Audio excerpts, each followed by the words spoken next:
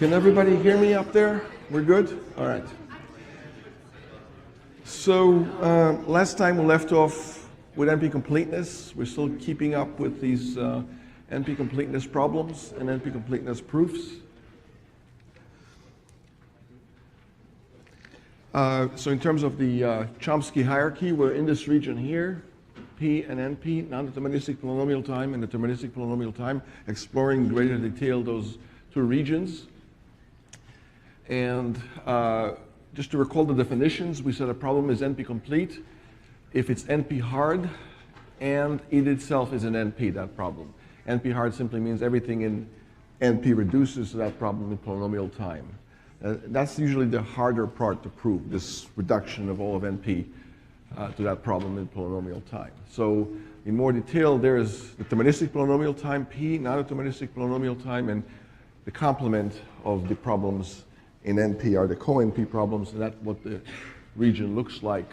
And we're kind of halfway through kind of studying these problems, their interrelationships, reductions among these problems, and so on. So it's all about reductions of problems to other problems, same as before, except now we watch the clock. The reductions better be efficient, and that's what we're focused on. So if we can reduce a problem to another problem efficiently, if that other problem is solved in a polynomial time algorithm, then the first problem can be solved in polynomial time as well. So if any one of the NP-complete problems is in P, they all are, and therefore P is equal to NP. And that's still an open problem. So we proved Cook's theorem that showed that satisfiability is NP-complete, and then we proved a more restricted version of satisfiability, 3-sat, where every clause in the formula, in the Boolean formula, can have at most 3 literals, variables or negations of variables. And when that happens, it remains NP-complete because you can always transform an arbitrary formula in conjunctive normal form to 3-sat, a formula where every literal, every clause has at most 3 literals. And the proof is pretty straightforward. Long clauses become a series of short clauses. How many? At most a linear number in the length of the longer clause. So it's a polynomial time transformation. And of course, you got to do this for every long clause. And then 3-sat becomes NP-complete as well, because all of NP reduces to sat, satisfiability. That's Cook's theorem. Here we showed that satisfiability reduces to 3-sat, so by composing these two transformations, all of NP transforms to 3-sat. How many are good with this? Okay, any questions about that? That's kind of in 2 minutes what we've done the last couple of lectures. So we mentioned that 1-sat is relatively easy. You need to look for a variable and its negation, and a formula satisfiable if and only if it doesn't contain a variable and its negation. You can do that in linear time or close to linear time. 2-sat, we left as extra credit to show whether 2-sat is polynomial time solvable. We insinuated that it is polynomial time solvable, and for extra credit, come up with an algorithm to solve 3-sat. So, 2-sat. So for 3-sat, that's where complexity explodes, right? 1-sat is trivial, 2-sat is relatively easy to solve in polynomial time. 3-sat is where NP-completeness rears its ugly head and makes complexity explode at that point. So then we gave a bunch of classical problems that are all NP-complete. We said right after the heels of Cook's theorem, Richard Karp noticed that there's nothing special about satisfiability that is NP-complete. Dozens and dozens of other problems acquire that status very quickly.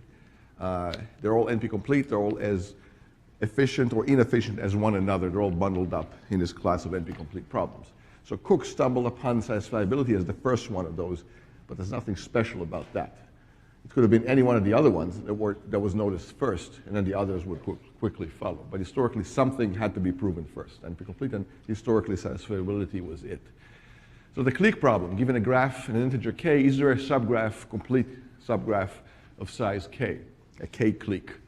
So we mentioned you can look for cliques, but in general, if the clique is not painted, like this clique here of size 6, this clique here of size 5, here if I say is there a clique of size 4 or 5 or 6, it's not so obvious, because we have to look at all subsets, and that's potentially exponential time if you do it brute force, right? So other problems are NP-complete, set cover, given a universe of objects and a bunch of subsets, is there a collection of subsets, k of them, that together cover the entire universe of objects?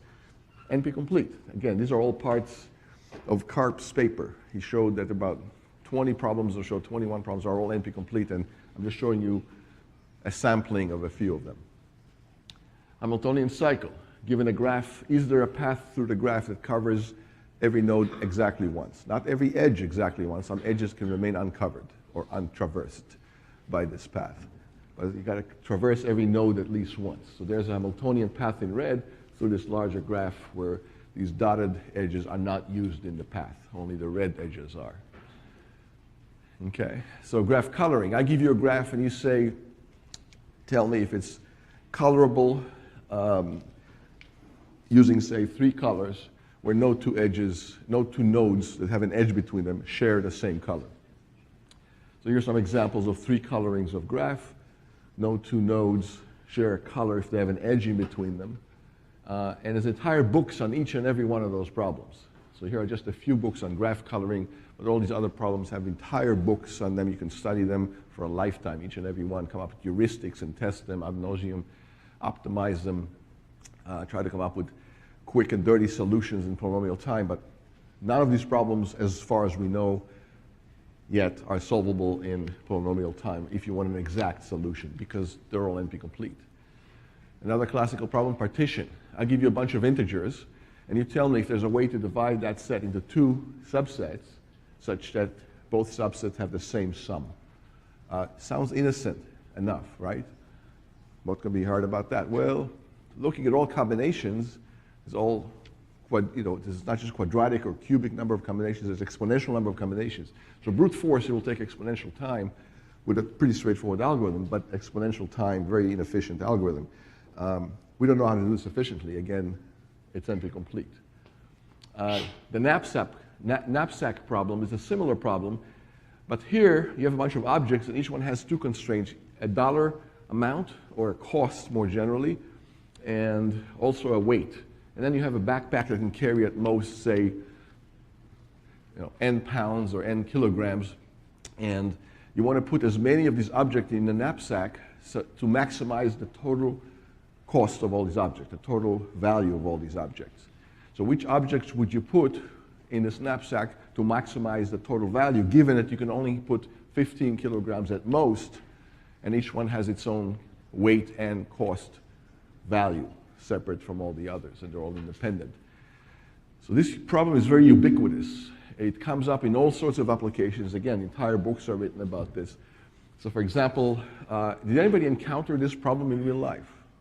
When do you encounter this problem, by the way? Just to see if you can calibrate this abstract description against real life experience. Yeah.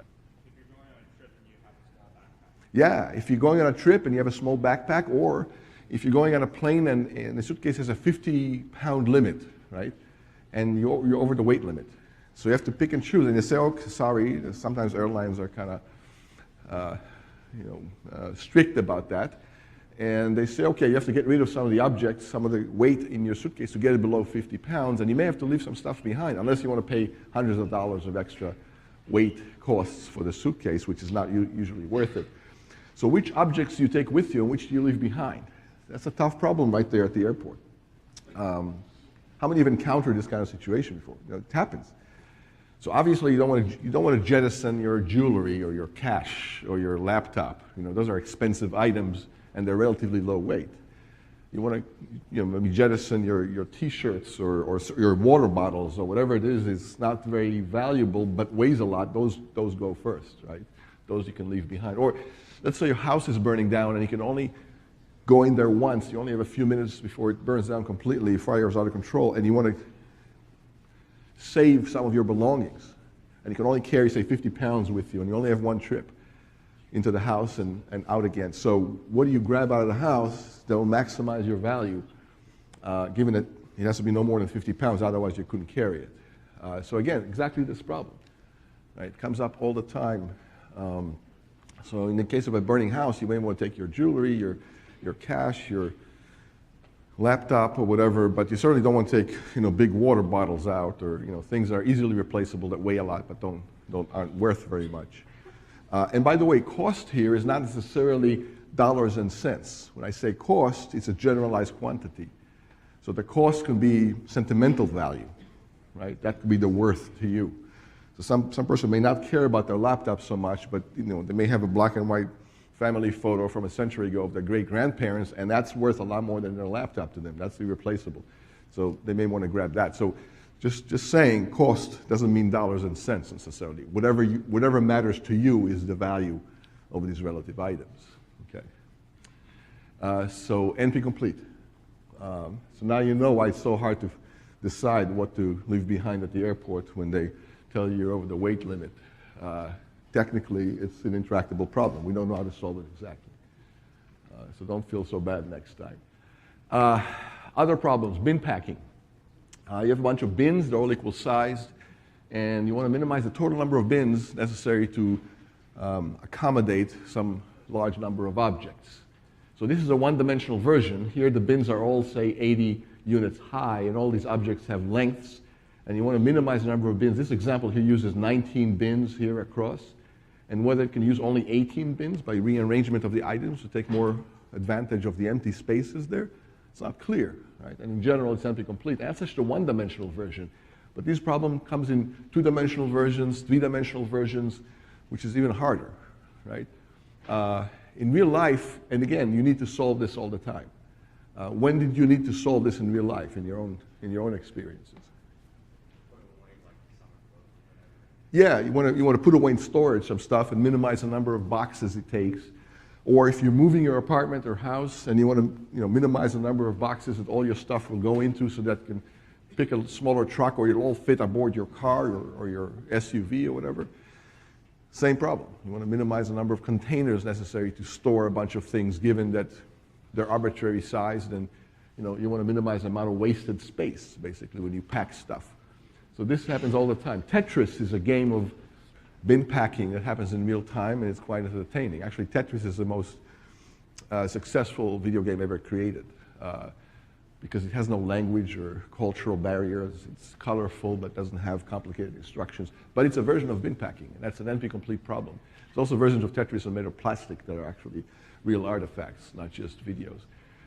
Tetris also has shelving kind of Tetris-based shelves where you can rearrange these shelves. These are all the loose parts. You can rearrange them in arbitrary kind of Tetris-like positions to accommodate your stuff. So like this long shelf here can hold, say, a vertical wine bottle, but if you put it horizontally, it can hold a bunch of candles or whatever it is.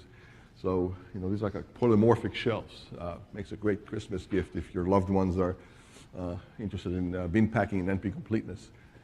Any questions so far? So I'm just giving you a lot of interesting, common real-life problems which were all shown to be NP-complete. Another one, the Steiner tree problem. Given a bunch of nodes, connect them with the least amount of total interconnect length, wires or whatever. So for 3 nodes, it's pretty obvious. You can connect them as a minimum spanning tree, and the cost will be 2 units. Or you can add 1 node in the middle, a new node in red, connect all 3 nodes in the middle, and you've saved some total interconnect length. Here, the total length in red is the square root of 3, 1.7, roughly. So you saved about 15% by going from the green to the red connection. But in general, it's not so obvious. If I give you 20, 30, 50 points, how would you figure out where to put the new red nodes to minimize the total interconnect length over the entire set of nodes? Not obvious at all. And these are just geometric versions. The graph version is even more general because costs can be arbitrary. The edge weights can be arbitrarily weighted, not necessarily just geometric distances imposed by the underlying metric. Yeah? What's different from this and just solving the minimum spanning tree, which can't be done? He's asking a very good question. Why can't you just apply some minimum spanning tree technique?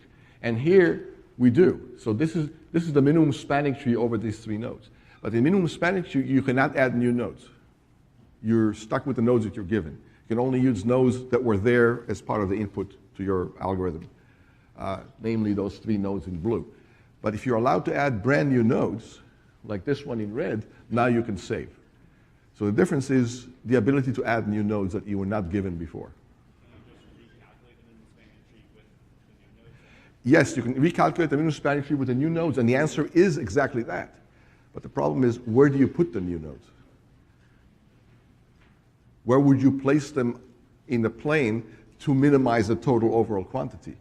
See, I gave you these 3 nodes and their coordinates, but I did not give you the red one. You had to calculate where you want to put the red one to minimize the overall minimum spanning tree over the blue plus the red. But it's up to you where you put the red ones, and there's a lot of leeway. In fact, in a continuous version, there's an infinite number of places you can put the red node. And you have to decide which one will be the best, because if you put the red node like way out here, it's not going to save you anything. In fact, it's going to cost you extra relative to this green. So you have to put it in a place that not only doesn't hurt, but actually helps. Not only helps, but helps the most possible from all the other places you could have put the red node. And it's up to you to decide. That's what makes it hard. It's like, where do you put those red nodes?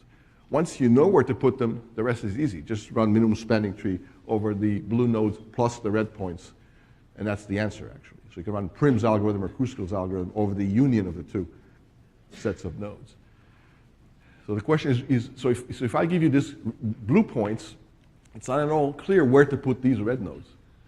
But here I'm showing you a good place to put the red nodes so that the overall tree is minimized in length. And that's the hard part, where to put the extra nodes. These are called the Steiner nodes, the extra nodes that you add. And the graph version is even worse because I say in this connected graph, I want a spanning tree that connects all the blue points to one another, a spanning tree over all the blue points. And the red points I don't care about, but you can use them optionally to reduce the overall length. So the red points are potential Steiner points. But the question is, which subset of the red nodes should you use so that prim or Kruskal, minimum spanning tree, over the blue plus the reds that you choose is minimal? And that's not obvious at all. In this example, it's the red tree here. So this red tree uses all the blue ones. It spans all the blue ones, and it uses only a few of the red ones, and other red ones it does not use. And out of all the possible subsets of red ones, one of them will be the best, but you don't know which. And you can try all of them, sure, but there's an exponential number of subsets. So it makes the problem very, very difficult, actually. And there's been many books written on this problem. I'm just showing you my favorite top 5 or 6 books written on the Steiner tree problem. Heuristics, exact solutions that are highly optimized, still exponential time, but highly optimized exact solutions, and hundreds of different heuristics have been proposed for this problem over the years. And some of my own papers also did the same for this problem, proposed heuristics that are pretty good. I have a heuristic for the graph version of the problem, which is the most general version, because here the weights can be arbitrary weights, not just geometric distances. So I have a heuristic for the graph version of this problem that for over a decade has held the world's record for the best known theoretical bound for a polynomial time heuristic for this problem, right? So, and it's not necessarily the best. It could be beaten one day. And this problem is very ubiquitous. So for example, if you want to connect all the lights in this entire building to each other and to the main transformer outside the building, you want to use the least amount of total electrical wiring in the walls to do that, because there will be less labor and less parts and less electrician time and less conduits, and it'll minimize the cost. So that's exactly this problem in 3 dimensions, right, in this building. How many get that? And same if you want to connect all the air conditioning ducts in the building. That's another Steiner tree. And if you want to connect all the water faucets and toilets and sinks in this building to the main water main outside the building, again, that's a Steiner problem. Now you're using water pipes, not electrical conduits. So, you know, every single building has multiple versions of this Steiner problem embedded in the walls, literally, when you construct a building. And by the way, the Steiner points in that scenario, what are they? Which points, which extra points do you use besides what you actually want to connect, which are all the lights and all the faucets? For pipes, for example, like a T. Yeah, for pipes you have like T intersections or cross intersections. These are the extra points, the junctures that you add where other things can connect to. You know, same for air conditioning conduits. There's these, you know, main T sections or cross sections or other kind of connection points that you add, and those are, you can add at your leisure, at your convenience, at your discretion. Nobody's telling you where to put those. You can put those wherever you want. The other points you need to connect are fixed. The faucets are at certain fixed positions, but the T-junctions, that's up to you. So that's the Steiner problem. Any questions about that? And there's literally hundreds of heuristics for each and every one of those problems. We're going to go through some possible heuristics for some of these problems. You know, I don't know if we'll get to them today, but certainly by next time. So certain heuristics are pretty obvious, right? So for example, for the Steiner problem, if you ask the problem, if you only add one extra point, and in the case of conduits, one T-section, you're allowed only one T-section, you put that wherever you'd like. Where would you put it to minimize the overall length of the entire original points plus the T-section, single one T-section that you're allowed to use? Not many, but one. That problem, it turns out, you can solve in quadratic time. It's called the one Steiner problem. One Steiner point, no more. Now, if you're allowed to use one and you find the best one, and that you can do in quadratic time, polynomial time, you can iterate and find now a new point and a new point. Make that T-section one of your original points. Now you have n plus 1 points, and then ask the question again, where you put one more Steiner point to minimize your overall length again, and keep repeating. So you do this repeatedly. And if you do this repeatedly, the total interconnect cost, the minimum spanning tree cost over all the points so far, plus all the Steiner points so far, will keep dropping and dropping and dropping until you can't drop anymore. It'll reach some barrier where you can no longer save anymore. And that's a heuristic, an approximation algorithm for the Steiner tree. How do you understand this heuristic? Pretty straightforward, right? It turns out that works pretty well. I invented this in the early 90s as part of my PhD, actually. As simple as it sounds, nobody thought about this before, 25 years ago.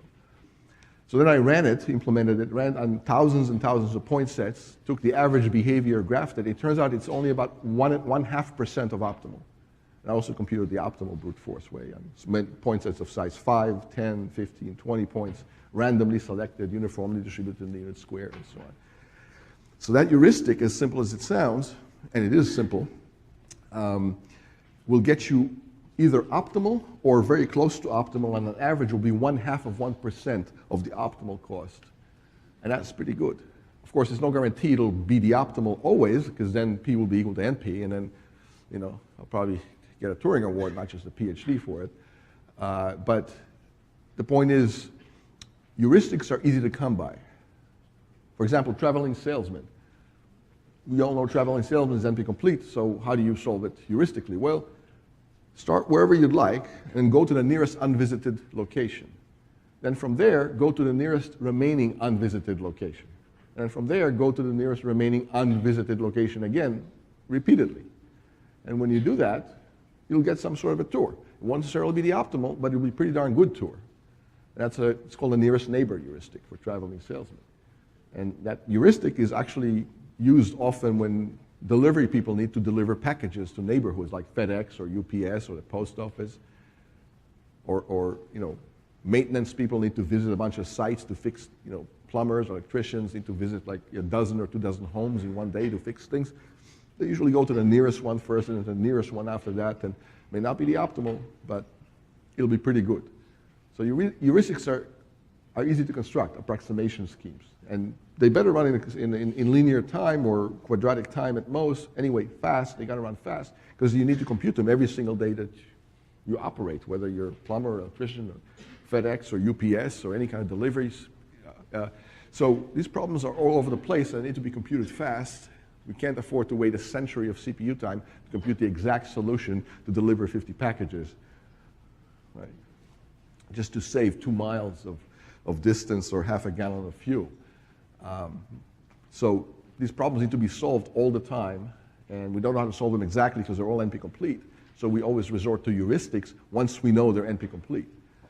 If we don't know the NP-complete, be careful not to jump to heuristic solutions unless you know the problem is intractable first.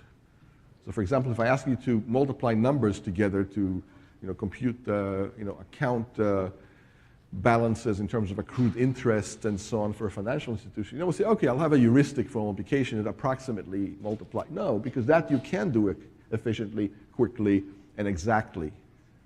So you don't want a heuristic for a problem that's easy to solve exactly in polynomial time or linear time or efficiently in any case. So I hope that schema makes sense to you. Any questions about any of that? Okay. So if you know a problem is NP-complete, that gives you license to solve it approximately without risk of embarrassment that one day somebody will solve it exactly in quicker time, but you can solve it approximately, beating you both in time and in solution quality. Because if it's intractable, it ain't likely going to happen, basically. Okay, so Speaking of traveling salesperson, that's the problem here defined formally. You have a bunch of destinations and you want to minimize the total tour length through all these destinations. It happens all the time when you travel or are a tourist somewhere. You have a bunch of places you want to visit and you don't want to spend too much time on the road. You want to spend more time looking at interesting destinations.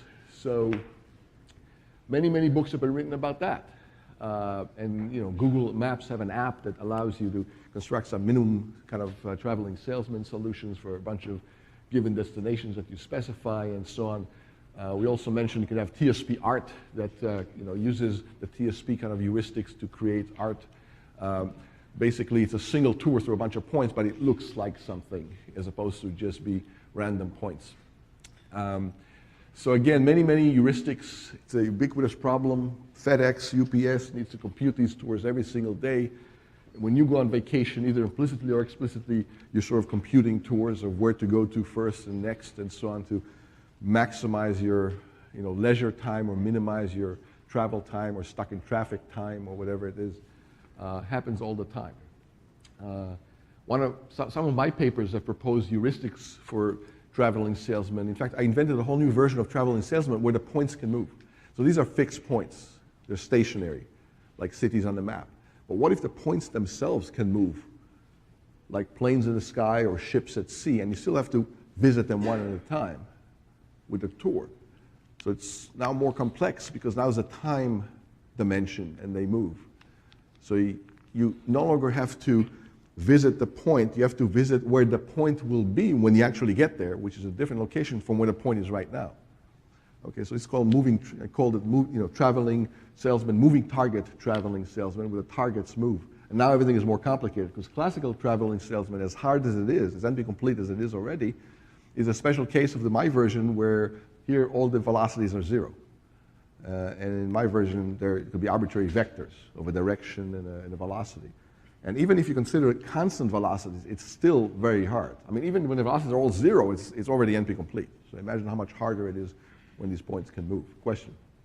When you say the point can move, are you assuming that you know how they're going to move and predict where they're going to be? Yes, because if you don't know where they're going to move to, all is lost, right? And imagine trying to play tennis and you have no idea where the ball is going. It doesn't matter how skillful you are, it'll be a random game, right? And chances are, pretty boring game to watch. Right? You'll miss every shot, basically. So just like in tennis or in some sports, you can assume so that the points move in constant velocities in constant directions. In other words, every point has a vector associated with it.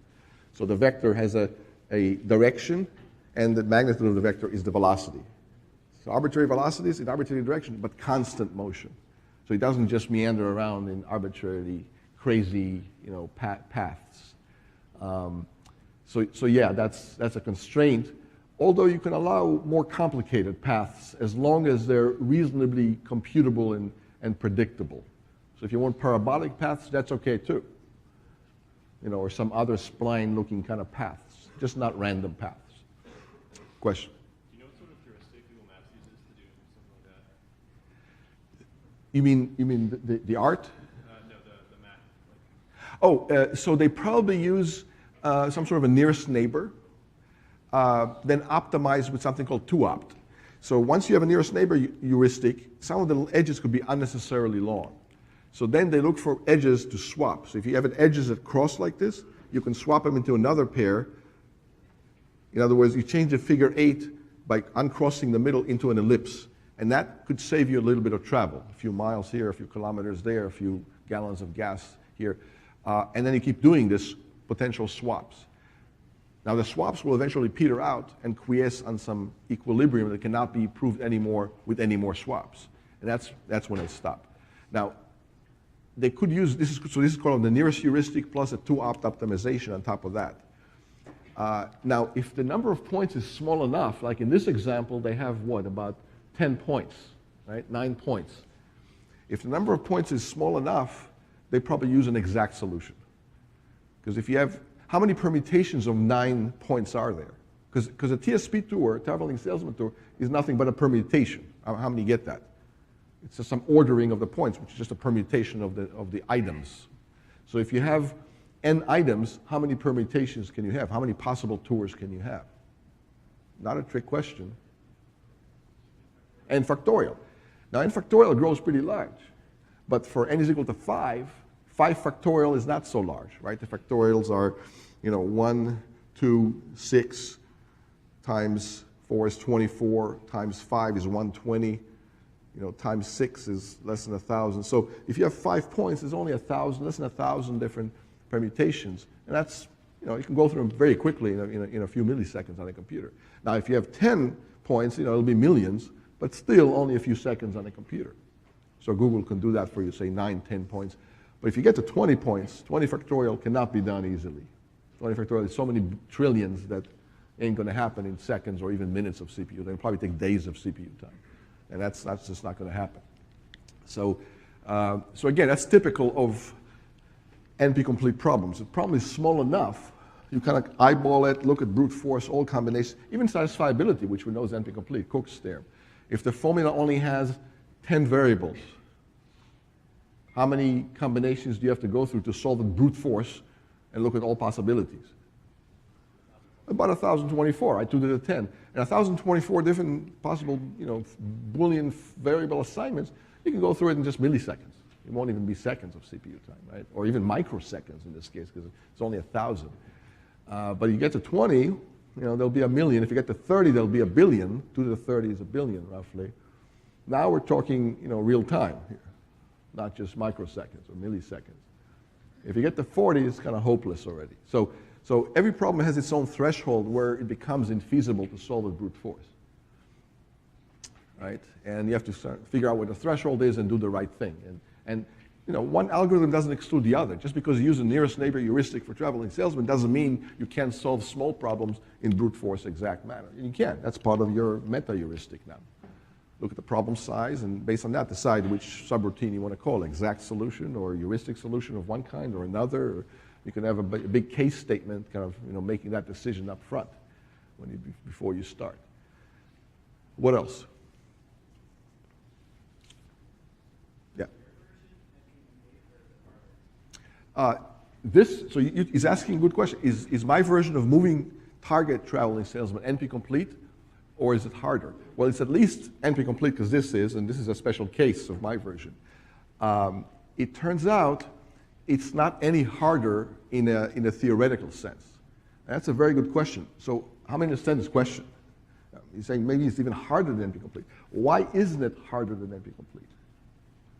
Or let's put it that way. Why will an exponential time, brute force, factorial time algorithm still work for this version where the points are moving? How many say, yeah, exponential time? Yeah, it will work. Look at all permutations. My tour for a moving target traveling salesman will still be a permutation at the end. That's all a tour is a permutation. Which you go first, which you go next, which you go next after that. Of course, it's a little bit trickier to compute what point you will go to meet the moving point once you get there.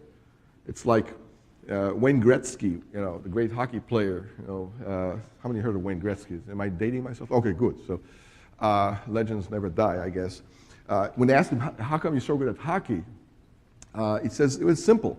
You don't go to where the puck is. You go to where the puck will be when you get there, right? You ever heard that expression? And of course, that's a kind of simple way of explaining why you're so good at tennis or hockey or soccer for that matter. You don't go to where the ball is now. You go to where it will be when you intercept the ball. That's hard to compute. So in moving target TSP, you go to where the point will be when you get there. But it's still the next point. And the thing is still a permutation at the end. So brute force, going through all permutations, will get you there. And because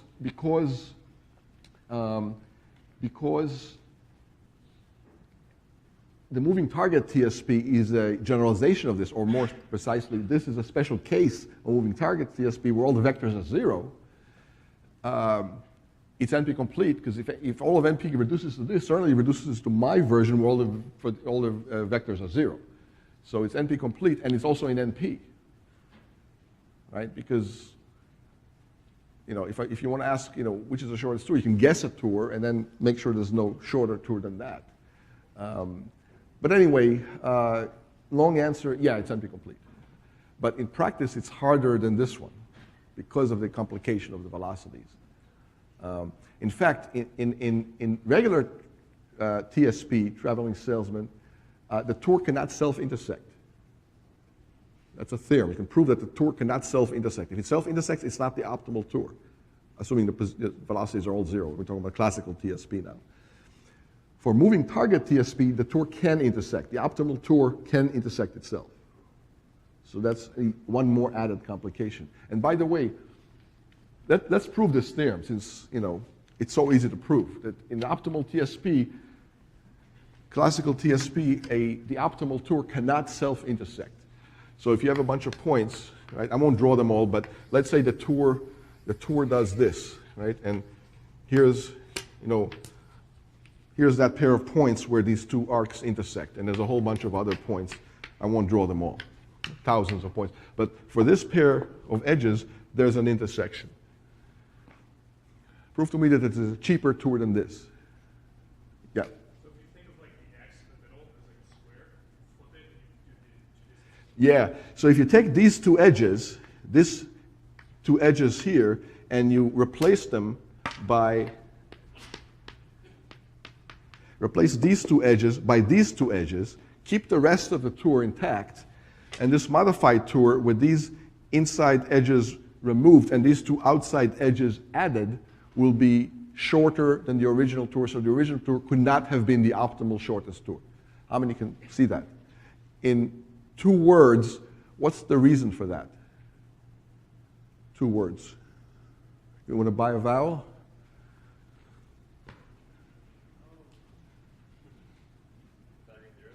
Pythagorean theorem? It's close.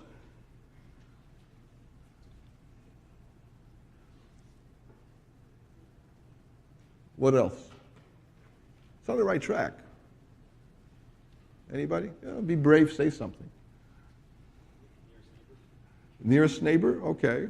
What do you say? Cosine less than 1? Okay. So these are not wrong, but triangle inequality. How many heard of the triangle inequality? What does that mean? What does he mean by triangle inequality? That's right. Triangle inequality means the triangle inequality basically means the shortest distance between 2 points is a straight line. It's not through a third point. Another way of saying it, the hypotenuse, one side of the triangle is always shorter than the other 2 added together, which probably happens with some sine and cosine constraints, but you don't have to go that far to even mention sines and cosines, although technically you could. So one side of the triangle is shorter than the other 2 added together. So what does that mean here? This edge here is shorter than these 2 because there's a triangle here. And it doesn't have to be a right triangle, so Pythagorean theorem is not quite, because this triangle may not be a right triangle. But this dotted edge here is longer than these 2. Shorter than the sum of these 2. How many understand that? That's a triangle. Same here. This dotted line is shorter than these 2. So these 2 dotted lines are shorter than these 2 edges in the middle. How many see it now?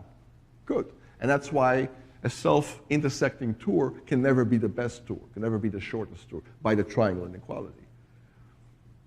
So classical TSP, there are no self-intersections. So if you have a heuristic, like maybe the Google Maps app, that gives you a tour and has a few self-intersections, you know it ain't optimal. So one optimization, post-optimization after that is try to get rid of the self-intersections by replacing them with other pairs that reduce the cost even more.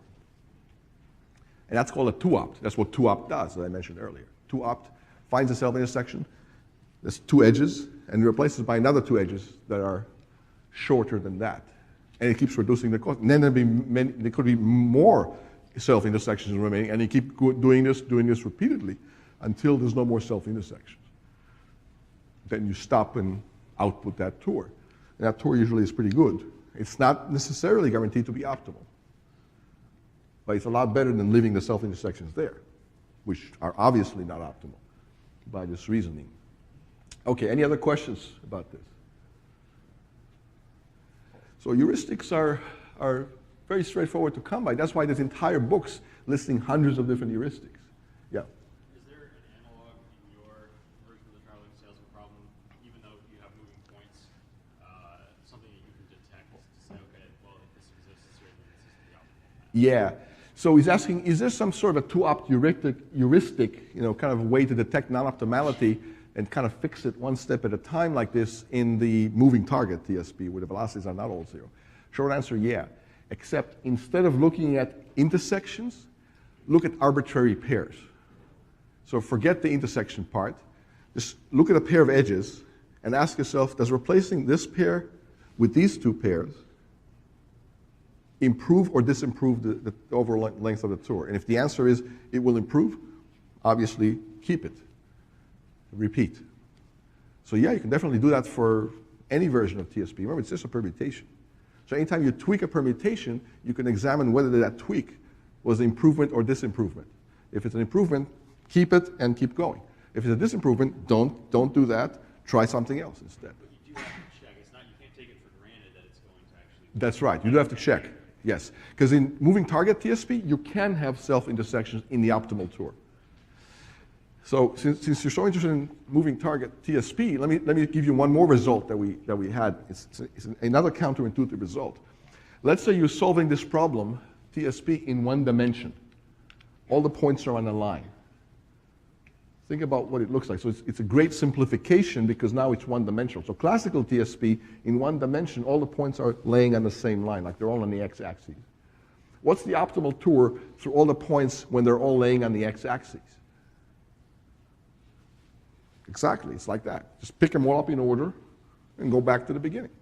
Very straightforward. And that's the optimal tour. How many see that? There's no two ways about it.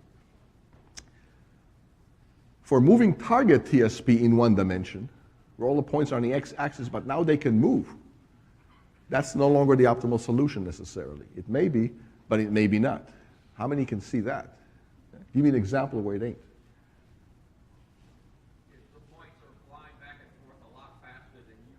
Yeah, yeah. Imagine you're at the origin right now, and there's a point there, so you start at the origin where that point is. And you have 2 points on either side of you.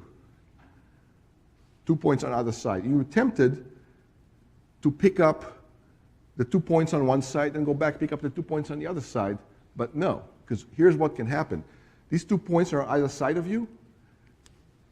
The point that is the closest to you here and the point that's closest to you here are moving at a great speed away from you. The 2 other points are almost stationary. They're crawling. They're not moving very fast at all. These 2 points are moving away from you at the speed of light, just to be dramatic. So you don't want to pick up this point and the other point that's crawling and then go back and pick up these 2 points on the other side. You want to pick up one point that's moving at the speed of light and then backtrack and pick up the other point on the other side that's moving at the speed of light and then pick up the other 2 slope points, however many slope points they are. How many can see that? So the optimal solution will zigzag across the origin possibly many times, not even just twice. It won't be just pick them all up in a row anymore. So even TSP, moving target TSP in one dimension is actually not trivial at all. And by the way, we have an optimal solution for TSP in one dimension, polynomial time, because it's based on dynamic programming. It's a very restricted version. So as tricky as it is, one dimension could be solved optimally. 2 dimensions, forget about it. That's harder than regular classical TSP. That's some of the results we obtained. Lots of questions. I don't want to spend the entire period talking about TSP, but if you have questions, let's just take a few. Yeah. So are we assuming you can move at any arbitrary speed? Yes. Yeah, you can move at the speed of 0, which is what this is, or at the speed of light, or even higher speeds, because we're not bound by physics, right? So you could move at, warp 12, whatever that means. Is it 144 times the speed of light? Yeah. Any Trekkers in the audience? You can move at arbitrary speeds. Yeah. All right. More questions? Yeah. So would you say that like any enhancement to the NP problem is still NP-complete, kind of like how the Turing machine is like? Yeah. Good question. So he's asking insightfully, does any generalization to an NP-complete problem keep it NP-complete, or possibly make it even harder than NP-complete? So yes, generally that's true. If you have a problem that's NP-complete, that's a special case of another problem, you better believe the other problem is at least as hard as the problem that's NP-complete that you have in your hands, if the other one is a generalization of it, sure. Now, whether it's the same complexity or higher complexity, that can vary, right? So think about a Turing machine as a generalization of a finite automata, like you alluded to. So a Turing machine is at least as complicated as a finite automata, and you can recognize at least all the languages recognizable by a finite automata, but perhaps more. And in the case of a Turing machine, that's certainly true. It can recognize more than finite automatas can. But it for sure won't recognize less if a finite automata is a special case of a Turing machine. So yeah, in general, it's monotonic. The complexity, the superpower of a computation model, or the degree of difficulty of computing some function will only increase with more and more generalization up there. So for a lot of these problems, we've been saying basically that you can brute force it in exponential time, and therefore you can do it non-realistically in polynomial time. How strong is that of an argument? So if you encounter something that can be done in exponential time, how likely is it that you can then also do it in non-deterministic polynomial time? It's sometimes not true. So he's asking, again, an insightful question. So he's saying, if you can do it brute force in exponential time, does that automatically mean that you can do it in non-deterministic polynomial time? Maybe and maybe not, depends on the problem. So for everything in NP, that's true. In fact, because simply NP is defined as a class of problems solvable in polynomial time non-deterministically. For P-space, that may not be true. There could be problems in P-space. All of P-space could be solved in exponential time. Remember the Venn diagram, there was a Chomsky hierarchy. P-space is inside exponential space, or exponential time, in fact. So everything in P-space can be done in exponential time, but it's not clear that everything in P-space can be done in non-deterministic polynomial time. If it could, P-space and NP will be equal to each other, because NP is certainly in P-space. That's an open question, whether P-space is equal to NP. If P-space is equal to NP, though, NP will not be equal to P as a corollary. So it's even, that question is even harder than the P is equal to NP question, because that will follow a simple corollary from that. So very good question. So it's not necessarily the case. Although it could happen, because remember, all of NP is inside P-space. So if you happen to pick a problem that's in NP, but also and automatically it's already in P-space, that will be true. And some other problems in P-space, it may also be true about, even though they're not in NP, but others it may not be true about.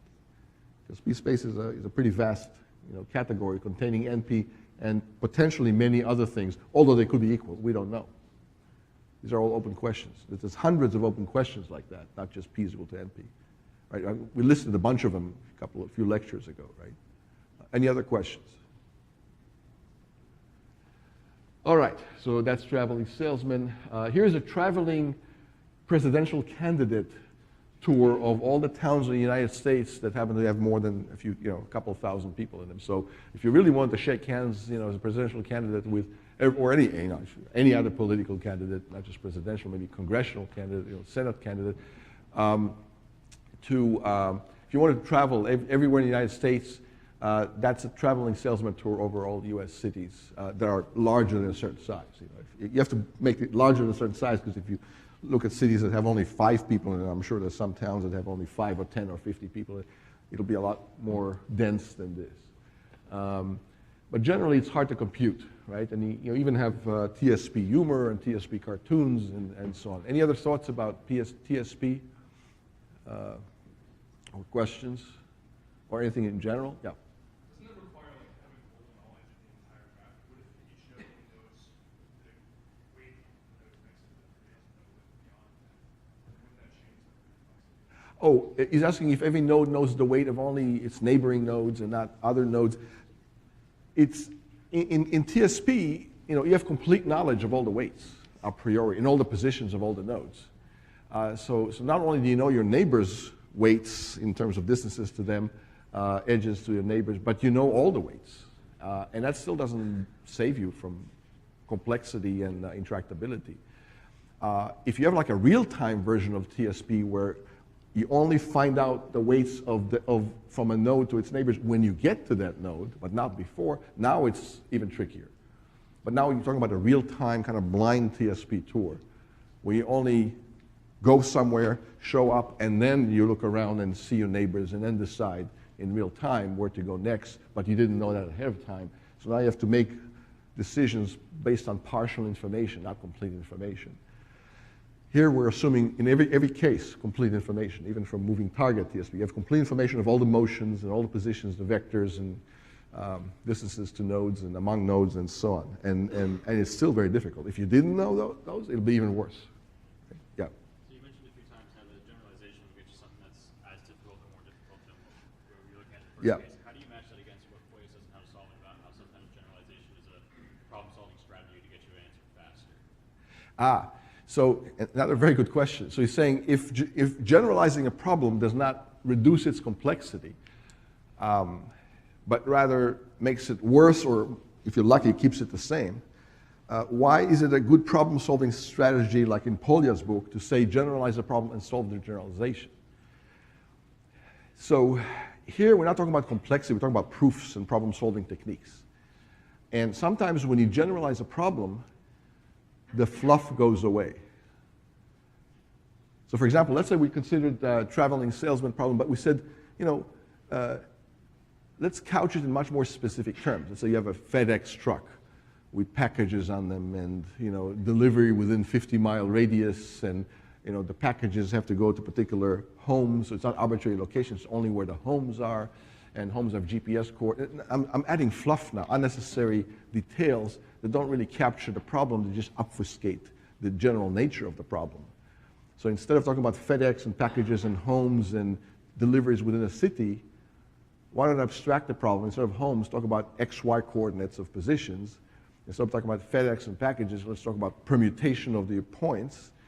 And now, yes, it's a generalization, and we're not bound by a city or packages or homes or trucks, but now we can do away with the fluff and the red herrings and the unnecessary details, and we can see the crux of the problem more clearly, the essence, the spirit of the problem more clearly, and now we have many more insights.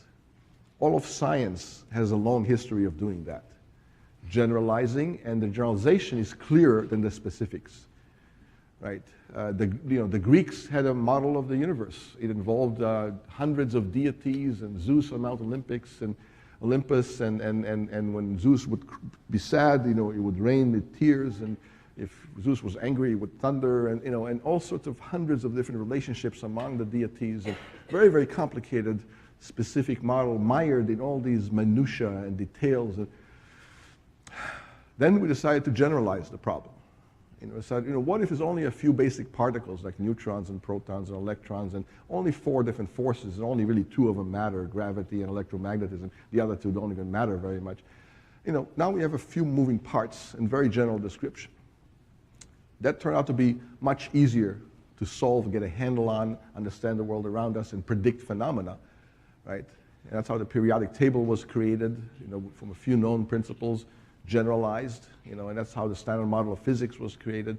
So in that sense, generalization, yes, it's a generalization, but it's simpler than the more specific, hairy, detailed problem that has a lot of minutia and unnecessary detail and red herring that obfuscate what's going on, not illuminate what's going on.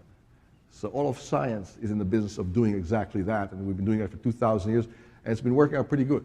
Without that general strategy, we would not have iPhones or computers, for that matter. We'd still be inventing, new deities and all sorts of complicated relationships involving jealousies and affairs, and also, and it makes for nice mythology. It doesn't make for great science. It doesn't make for iPhones and computers very easily. So that's how generalization helps in that sense. It doesn't hurt, usually. Sometimes it does make things more complicated, right? General relativity is a lot more complicated than special relativity, because now things can move with arbitrary positions, arbitrary velocities and accelerations. But that helps explain more things. So you get more bang for your buck when you generalize. Good question. Anything else for now? Okay.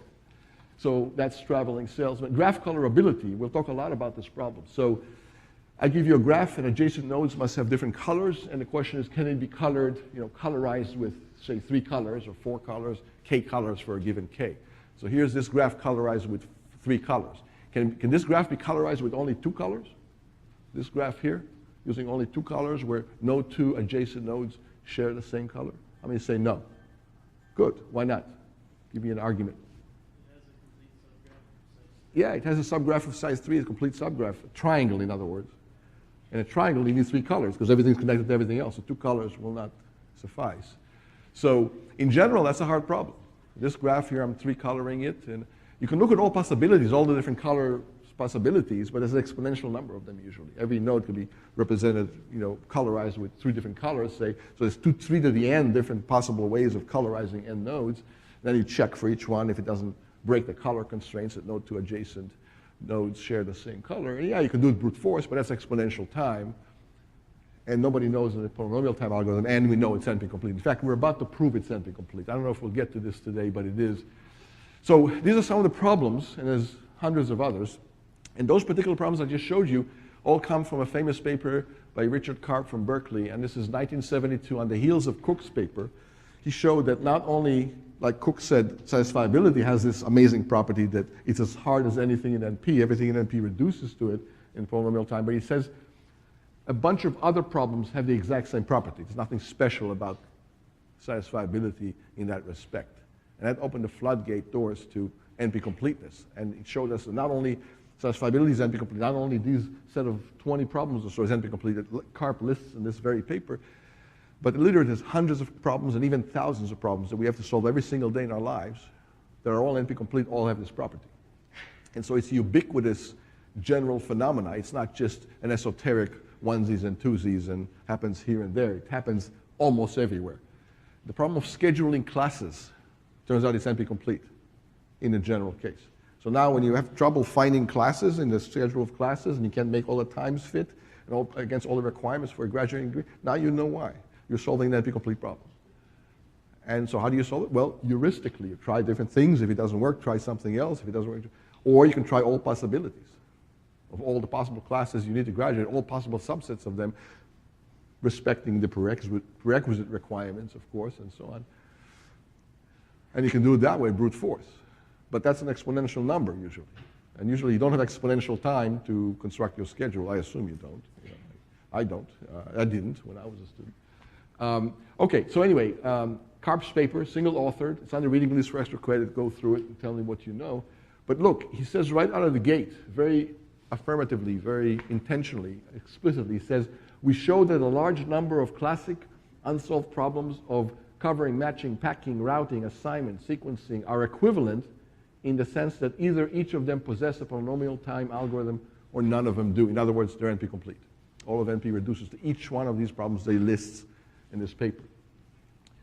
And he gives Cook a lot of credit. Look, it says this paper was stimulated by the work of Stephen Cook, 1971, which is a year earlier from this paper, which is 1972, and rests on an important theorem which appears in his paper. He gives him a lot of credit for laying the foundation upon which this is building, and this ushered in all of NP-completeness on the back of Cook's theorem. Then he talks about the class P, polynomial time, deterministic polynomial time, the class that we know and love. And by the way, this is the entire, I'm showing you the entire paper. This paper is so important that at least once in your life you should see the entire paper, and there it is. So it talks about deterministic algorithms, right? It talks about problem solvable in polynomial time. It talks about reducibilities here, which is that diagram we keep showing for A reduces to B through some function F. So it talks about that over here. Next couple of pages, right? It talks about sampling of problems, satisfiability, with at most 2 literals per clause. That's 2SAT. Remember we said 2SAT is solvable in polynomial time for extra credit. Prove that. There's 2SAT. It talks about minimum spanning trees. Now it goes through some polynomial time deterministically solvable problems. Spanning tree, you can do it using Kruskal or using Prim. You all know that because you've seen that in algorithms. Shortest paths problems, that's Dijkstra's algorithm, 1959.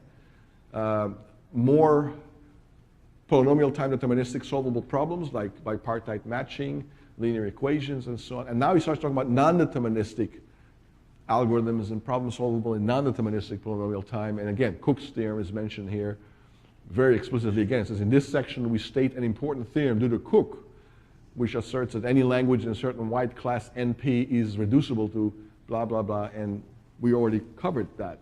Cook's theorem and reducibility of all of NP to satisfiability. And talked about non-deterministic one-tape Turing machines and how all of NP reduces to it, and satisfiability is NP complete. And again, he credits Cook multiple times, which is nice. And then satisfiability is NP complete. And now he goes and starts proving lots and lots of other problems are NP complete, not just satisfiability. And he gives a long list. So here's satisfiability, the first one, right? And here are a whole bunch of others. Clique, we already mentioned, right? Packing, bin packing, we mentioned. Let's see, Hamiltonian cycles, right there, we mentioned that, right? And there's a bunch of others. Number 11 is satisfiability with most 3 literals per clause. That's 3-sat. We proved 3-sat is NP complete. I remember that. So last time and this time too.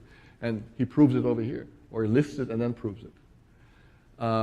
Clique, we mentioned that. Chromatic number, that's graph coloring. We talked about that, painting graphs with colors. Steiner tree, I mentioned that. I worked on that. Matching problems, knapsack, we mentioned that. Collecting stuff when your house is burning or when you get on a plane, reduce your luggage to under 50 pounds or whatever. That's that problem right there, knapsack. And a bunch of others. So he calls these complete problems. Now we call them NP-complete. Remember, this is the first time this term was ever mentioned in a paper, or by anybody for that matter. So terms sometimes evolve. But that's the origin of NP-completeness right there on this page of this paper in 1972. And the entire theory is built on that. So just a monumental paper.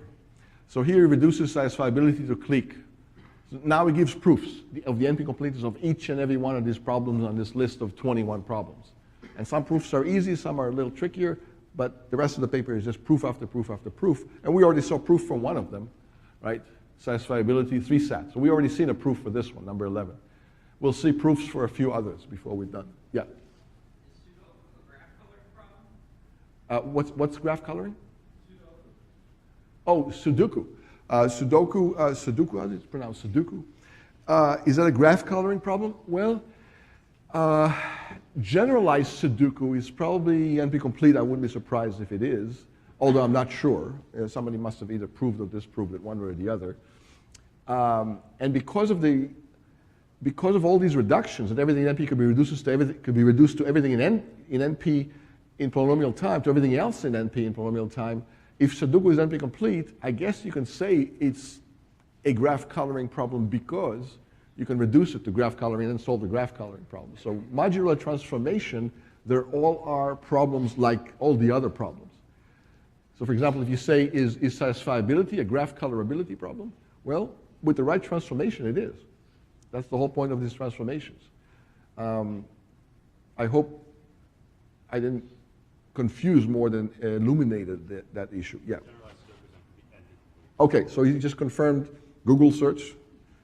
Thank you, Sergey Brin and Larry Page, that Sudoku is NP-complete. So yeah, in a sense, it is a graph colorability problem. It's also a satisfiability problem. It's also a Steiner tree problem. It's also a traveling salesman problem, given the right reductions. So if you had an oracle for any one of them that was running in polynomial time, you'd have an oracle, an algorithm for all the other ones using the oracle as a subroutine. Yeah. Now, let me say something, since you mentioned Sudoku. So Sudoku usually is a 3 by 3 by 3 by 3, right? There's like a 3 by 3 grid of 3 by 3 subsquares, right? If I'm not mistaken. Is that how it works? Okay. So the point is it's of size 3, or 3 to the 4th, or whatever. Now, that problem by itself is not NP-complete simply because it's of size 3. So there's only so many integers you can fit in a 3 by 3 by 3 by 3, grid arrangement. And yeah, it's a big number, it's exponential, but if 3 is fixed, so is the double exponential in 3, or however many there are. So you have to have generalized Sudoku for it to be NP-complete. Now, it's easy to generalize Sudoku. Instead of having 3 by 3, just have 4 by 4, and have 16 of those 4x4 grids, or 5x5 and have 25 of those 5x5 grids, and so on and so on. Once you do that, now you have an NP-complete problem, but you have to generalize it. Simply because NP-completeness is not about one problem, it's about a class of problems, a class of instances of that one problem, just like the halting problem, right? So if I say, the Unix operating system, is it decidable whether it ever halts or doesn't on its own? How many say it's decidable whether the Unix operating system halts on its own? How many say it's not decidable? Wow, I'm glad I'm asked because I'm seeing a split vote. So this is a very important point. Let's harp on this for a minute or two. It's worth it.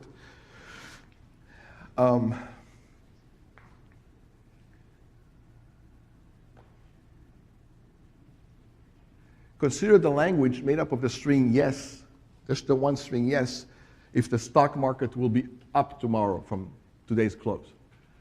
Consider this, the language or it's equal to no, a single string no, if the stock market will be down tomorrow from today's close. How many say that's a decidable language? How many say it's not decidable? How many say it's a regular language? How many say it's not regular? Good, you got that one. It is decidable, it is regular, simply because it's a single string and there's a machine that accepts it. We don't know which this machine is today, we will know tomorrow, but the machine still exists today as it will tomorrow. Just because we don't know what something is doesn't will it out of existence. The flip side of that is an insidious point of life. Just because you are able to speak of something doesn't will it into existence, just because you utter those words. Some people could learn that lesson in life. So, traditional Sudoku, 3x3, is nothing NP-complete about it. But if you generalize it to arbitrary size, now it becomes NP-complete. And that's a general trend. No single instance is very complicated, because a very simple algorithm that decides it. Yes, an algorithm says yes, or an algorithm says no, and that's the end of it. Even if it's a finite number, however large, there's still a big case statement algorithm that decides all those finite instances, and that too is not undecidable and not NP-complete. It's solvable in constant time. If there's only a constant number of instances, however large. Make sure you wrap your mind very tightly around that concept. Otherwise, you'll be confused about a great many other things. Follow up. Yeah. So basically, to clarify, for something to be NP-complete, it has to be a class of problems that has an infinite number of possibilities. Yes. It has to be infinite number of instances. Why? Because if it's a finite number of instances, there's one big constant time algorithm that solves the entire class of finite number of instances. One giant case statement. One answer for each instance. Yeah, it'll be a very long, big case statement, but only one case statement, which will take constant time to run. How many get this? Good, it's very important. It was worth 5 minutes of harping on this subtle point. Okay, back to this paper. So the rest of the paper basically proves that all these problems are NP-complete. And here's a schema of all these proofs. Here are all the problems, all 21 problems that he lists. And these arcs, these edges in this tree are proof reductions. So he reduces satisfiability to 3-sat. So this arc corresponds to a proof that we already proved a few slides ago. How many get that? And here are all the other arcs representing the other proofs for the rest of the paper. So this shows you a roadmap of what was reduced to what in this paper. Now, we didn't have to do it in this sequence. This is just the sequence that this paper happened to be written against, as this roadmap of proving things by reductions from other things goes. And this is the schema he uses. So he reduces then satisfiability. He reduces 3-sat to graph colorability. Then he reduces graph colorability to clique cover, and also separately to exact cover, and so on and so on. So to reduce satisfiability to, say, partition right here, he has to go through this reduction, this reduction, this reduction, this reduction, and that reduction. All these 5 reductions composed together, one on top of the other, until you get one giant reduction that's the composition of these 5 other reductions. But because each reduction is polynomial time, polynomials compose into yielding other polynomials of higher degree, yes, but polynomials nevertheless as the composition result. So how many see what's going on here, what this represents? Okay, any questions about this? Yeah. Does that mean if you have a heuristic algorithm that can solve one of the If you have an algorithm to solve one of those efficiently, all the others will be solvable efficiently too. So then the algorithm you created, would you use that to solve satisfiability as well? Oh, you mean the algorithm that I created personally? Ah, okay. That's a very subtle question. So let me try to explain it as simply as I can. These reductions preserve exact solutions. They preserve set membership to set membership. Members map to members and non-members map to non-members. So yeses map to yeses and nos map to nos. But what it doesn't do, these transformations, it doesn't map almosts to almosts. It doesn't map close enough to close call over here. You can have a very close call here that'll map to something that's outrageously out of bounds over there, and vice versa. So it doesn't preserve approximations. It preserves exact yeses and nos as set memberships. So yeses map to yeses and nos map to nos. But cheap doesn't map to cheap and expensive doesn't map to expensive. Not at all. It could be quite the opposite. It could map approximations to other approximations on the other side of the fence if you're very lucky, but luck is not a very good algorithm to make, to base your fame and fortune on. So approximability is not preserved. Now, having said that, there's a whole new class of reductions and transformations that does preserve approximability, but those are much more difficult and hard to work with in esoteric kind of reductions than the ones we've been seeing. And the ones we've been seeing are difficult enough. So you don't have to worry about that, but they're out there, and there's a whole class of study of complexity and transformations of problems into one another that preserve approximability or the goodness of solutions. So good solutions will map to good solutions here. Bad ones will map to bad ones. But these transformations just map yeses to yeses and nos to nos. It maps solutions to solutions and non-solutions to non-solutions. But it doesn't map close calls here to close calls there. So be careful about that. But it's a very good question, because if that was true, a good heuristic for one problem will automatically provide a good heuristic for all the other problems. It's just not true. In fact, in general, it can't be true. You can show that that can never happen, in general. Why? Because there are NP-complete problems that can be approximated arbitrarily close to optimal in polynomial time. We can show that. Traveling salesman is actually one of them. On the other hand, there are problems in NP, there are problems in NP-complete that cannot be approximated to within arbitrarily close to optimal, provably so. In fact, there are no general arbitrarily close to optimal approximations to many NP-complete problems. Some problems are just not approximable. They're all solvable in non-deterministic polynomial time, yes. They're all NP-complete, yes. But with respect to approximability, some are approximable and some ain't. And you can prove that, actually. So you can't generally have an approximability preserving transformation simply because of that. They're all transferable to one another, but some are approximable and some aren't. I hope that sheds some light on that. But it's a very important question, actually, and it's a subtle issue. More questions? Okay. So that's how he proved all these things. And then he goes through and proves it. Here's the satisfiability reduces to 3 sat. So here's general sat reduces to 3 sat. Remember, we had this long Boolean formula here, and here you introduce all these other variables, which I painted green, blue, and red, and so on, these conjunctive variables. And so from this one big clause of variables, you create a bunch of little clauses, each one having at most 3. How many remember that in my slides?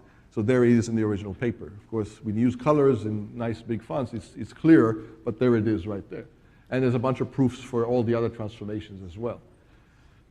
So again, he talks about Cook's theorem a bunch of more times. And here it talks about p-space complete problems, although p-space completeness wasn't invented yet. Remember, this is the invention of NP-completeness, and other completeness theories followed on the heels of that.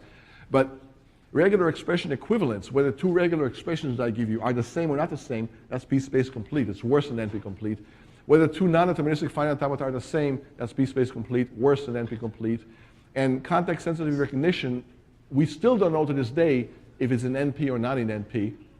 And other problems that he mentions, interestingly, graph isomorphism, we talked about it last time, it's still open whether that's in P or not, although there's a pseudo-polynomial algorithm for that. And primality testing, at the time that this paper was written, 1972, it was open whether it's in P or not. Now we know it's in P.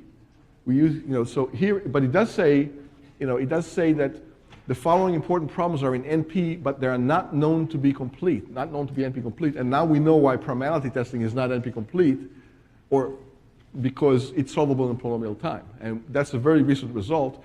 It was only 30 plus years later after this 1972 paper was written. Next time we'll talk about more transformations.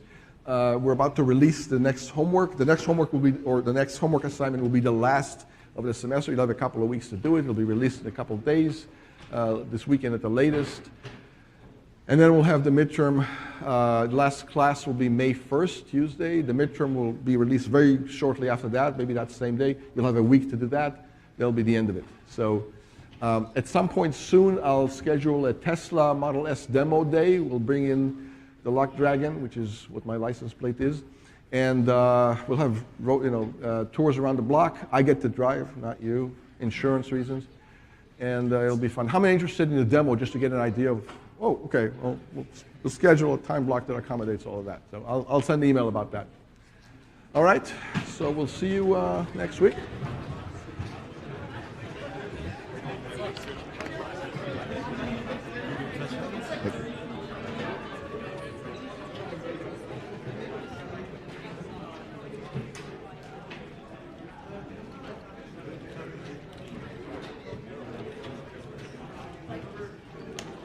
I saw we're gonna have till like May.